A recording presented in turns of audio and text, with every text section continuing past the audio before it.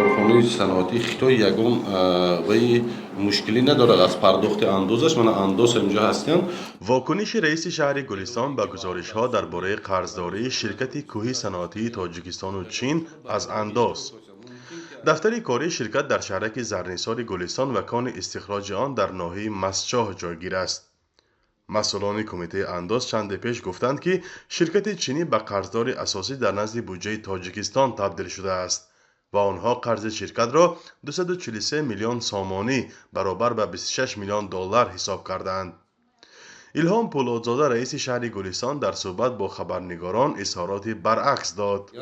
عهدهداریشان ба пуррагӣ иҷро карданд. Мумкин ки акун ин 243 миллион бошад ки аз тарафи акун кумитаи андоз мумкин ягон санҷишҳои ягон гузаронда ва ин маблағҳо буронда бошад. Лекин аз рӯи нақша гирем агар корхона дар пеши мақомоти андози шаҳр вилоят ягон қарздор ҳам нест. Ӯҳдадориҳошон ҳар моҳа бо назорат мекунем ки иҷро кунам ва иҷро карда истодаам ва ба фикрам барзиётам иҷро карданд андоз. نمایندگان شرکت کوهی صنعتی تاجیکستان و چین که تاکنون مسئله را شرح ندادند، خبرنگاران از سردار اداره مالیات یا انداز در شهر گلستان تفصیلات خواستند. کارخانه مذکور در تابعیت نظارت اندازه‌کنندگان کلان نوشته نظاران مالیات کارخانه مذکور پورا دسترس می‌کردند. این وقت معلوماتی که در مقامات انداز موجود است کارخانه مذکور ندارد. اگر در نتیجه کارهای نظارتی ممکن است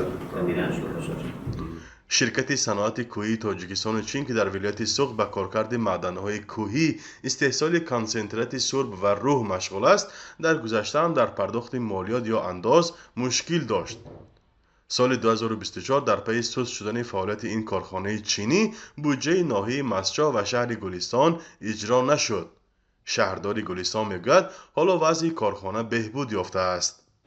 дар соли 2026 ва 25 бо таҷҳизотҳои нав ворид карданд ки бо ҳамин иқтидори зиёд кардани ҳамин маҳсулот зиёд мекунанд. ҳам 2026 ва ҳам 2027 бо таҷҳизотҳои нав ворид кардоянд.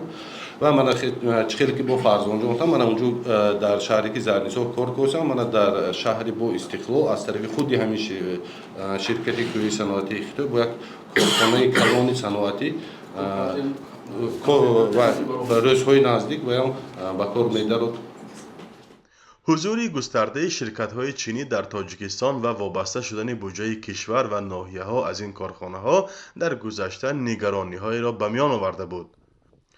شرکت‌های چینی میل زیاد به معدن‌های کوهی در تاجیکستان دارند و سال‌های اخیر توجه را به ولایت سوق بیشتر کردند.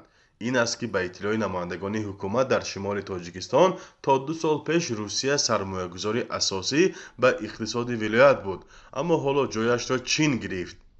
هرچند نمایندگان حکومت در شمال تاجیکستان از طرح‌های به گفتهشان بزرگ و کارخانه‌های عظیم و جایهای کاری آفریده چین ستایش می‌کنند، بعضی نگرانی‌ها از پیامد کار آنها وجود دارد. یک تحقیق رادیو آزادی در سال 2024 نشان داد که چینی‌ها در استخراج معدن و هم کشاورزی از فناوری و ماده‌های کیمیایی ضررآور استفاده می‌برند. فرزان محمدی، رادیو آزادی، شهر گلستان.